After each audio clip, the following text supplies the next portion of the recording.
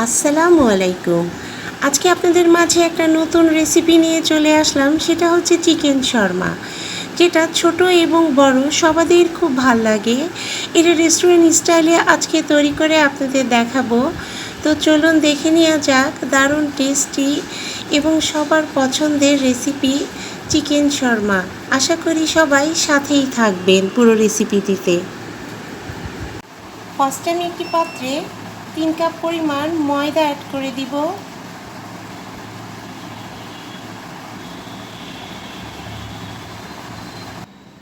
এখানে আমি 1.5 চা চামচ পরিমাণ ইস্ট ব্যবহার করব। প্রতি 1 কাপ আটার জন্য 1/2 চা চামচ পরিমাণ ইস্ট ব্যবহার করতে হবে। এখানে আমি 2 চা চামচ পরিমাণ গুঁড়ো দুধ অ্যাড করে দিলাম। এখানে আমি 2 চা চামচ পরিমাণ চিনি অ্যাড করে দিচ্ছি এবং স্বাদ মতো লবণ। এবার সমস্ত শুকনো উপকরণগুলো ভালো করে ফার্স্টে মিশিয়ে নিতে হবে। মনে রাখবেন, ইস্টটা কিন্তু খুব বেশি দিবেন না, তাহলে কিন্তু ইস্টের একটা বাজে গন্ধ আছে, যেটা একদম ভালো লাগবে না। এরকম ডলে ডলে আপনারা পুরো শুকনো উপকরণগুলোকে ফার্স্টে মিশিয়ে নেবেন। এখানে এবার আমি 2 চা চামচ পরিমাণ সয়াবিন তেল অ্যাড করে দিলাম। সয়াবিন তেল দিয়ে ভালো করে এই ময়দার সাথে মিশিয়ে নিতে হবে। সমস্ত শুকনো উপকরণের সাথে এইভাবে ডলে ডলে ভালো করে কিন্তু বন্ধুরা মিশিয়ে নেবেন। এখন আমি হালকা গরম পানি, একদম কুসুম কুসুম গরম পানি, এরকম হাতে ধরা যায় এরকম পানি আপনারা এটাতে অ্যাড করবেন। কখনোই যেন খুব বেশি গরম কিংবা ঠান্ডা না হয়, তাহলে কিন্তু ইস্টটা অ্যাক্টিভ হবে না। আমি অল্প অল্প পানি দিয়ে এই ডোটাকে মেখে নিব।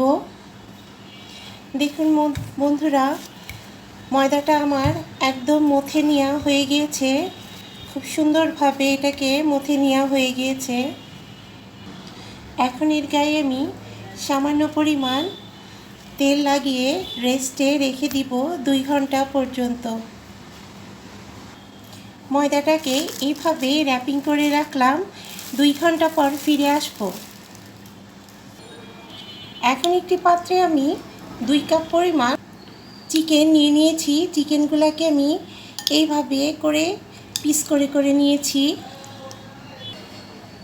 এখানে 1 চা চামচ পরিমাণ আদা এবং জিরা পেস্ট, 1 চা চামচ পরিমাণ রসুন পেস্ট এবং এখানে আমি 1/2 চা চামচ পরিমাণ গোলমরিচ অ্যাড করে দিচ্ছি।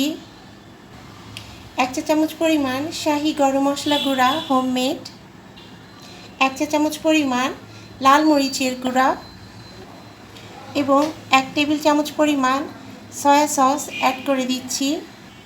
1 চা চামচ পরিমাণ গুঁড়ো দুধ অ্যাড করে দিচ্ছি আর স্বাদ মতো লবণ অ্যাড করে দিলাম। এখানে লবণটা কিন্তু আমি বেশি অ্যাড করব না, কারণ সয়া সসের সাথে এমনিতেই লবণ আছে, এই জন্য লবণটাকে একটু স্বাদ মতোই অ্যাড করতে হবে। চিকেনটা আমার মেখে নেওয়া হয়ে গিয়েছে এবং এটাকে আমি আধা ঘন্টার জন্য রেস্টে রেখে দিব। ফার্স্টে চুলায় একটি প্যান বসিয়ে এতে সয়াবিন তেল এবং 1 চা চামচ পরিমাণ ঘি অ্যাড করে মেখে রাখা এই চিকেনগুলোকে আমি অ্যাড করে দিচ্ছি এবং চিকেনগুলোকে আমি একটু ক্রিস্পি করে ভেজে নেব। এটা কিন্তু ঢাকনা দিব না, তাহলে এটার মধ্যে নরম হয়ে যাবে। এখন আমি ডোটাকে দেখুন কত সুন্দর পরিমাণ ফুলে উঠেছে। এর মধ্যে যে বাতাসটা ঢুকে রয়েছে, এটাকে এখন আমি ভালো করে মথে নিব, যাতে সমস্ত বাতাসগুলা বের হয়ে যায় এবং এই ডোটাকে ভালো করে মেখে নিব।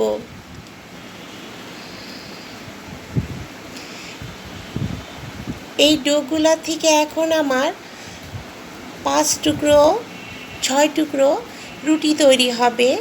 সমস্ত ডোটাকে আমি গোল গোল করে নিয়েছি।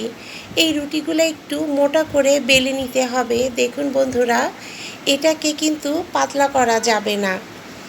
এখন আমার চিকেনগুলা প্রায় হয়ে এসেছে একদম সুন্দর ক্রিস্পিভাবে।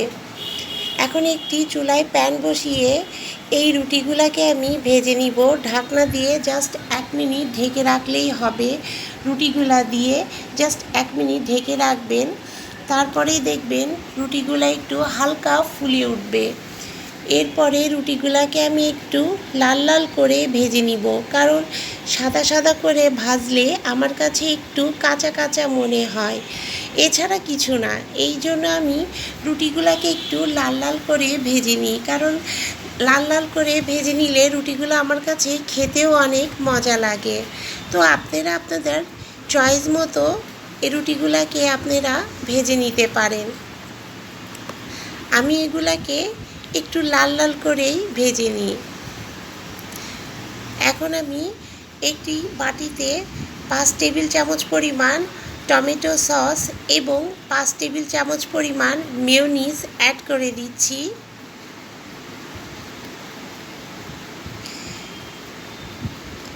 এবং এতে আমি 1 চা চামচ পরিমাণ চিনি, 2 চা চামচ পরিমাণ গুঁড়ো দুধ এবং 1 চা চামচ পরিমাণ গোলমরিচের গুঁড়া অ্যাড করে দিচ্ছি এবং 1/2 চা চামচ পরিমাণ সয়া সস অ্যাড করে দিচ্ছি। এবং দেখুন বন্ধুরা, কত যে সুন্দর পরিমাণ টেস্ট হয়েছে মেয়োনিজটা। এখন একটি দেখুন আমার বন্ধুরা, রুটিগুলা এভাবে আমি লাল লাল করে ভেজে নিয়েছি সমস্ত রুটিগুলা। এখন একটি প্লেটে আমি রুটিগুলাকে সাজিয়ে নিব। ফার্স্টে আমি রুটিগুলার মধ্যে মেয়োনিজ মেখে নিব, এরপরে মাঝখান দিয়ে চিকেনগুলাকে আমি এভাবে সাজিয়ে দিব। এর উপরে এবার শসা কুচি অ্যাড করে দিচ্ছি এবং সামান্য পরিমাণ পেঁয়াজ কুচিও অ্যাড করে দিব এবং এরপরে এর উপরে আবার মেয়োনিজ অ্যাড করে দিতে হবে, কারণ মেয়োনিজ যত দিবেন তত কিন্তু শর্মাটা খেতে অনেক টেস্টি হবে। তো এখন এটাকে আমি মুড়িয়ে, যেহেতু এটা খুলে যাবে এই কারণে এটাকে লক করার জন্য আমি টুথপিক দিয়ে এটাকে লক করে দিচ্ছি। এটা যখন খাবেন তখন জাস্ট এটাকে খুলে নেবেন। তো দেখুন বন্ধুরা, এভাবে আমি সমস্ত রুটিগুলাকে এভাবে সাজিয়ে নিয়েছি। তো রেসিপিটা ভালো লাগলে অবশ্যই লাইক করবেন, শেয়ার করবেন এবং কমেন্টস করতে একদম ভুলবেন না যে কেমন লাগলো রেস্টুরেন্ট স্টাইলে হোমমেড চিকেন শর্মা। তো আজকের মতো এই পর্যায়ে ভালো থাকবেন, সুস্থ থাকবেন এবং সাবধানে থাকবেন। আল্লাহ হাফেজ।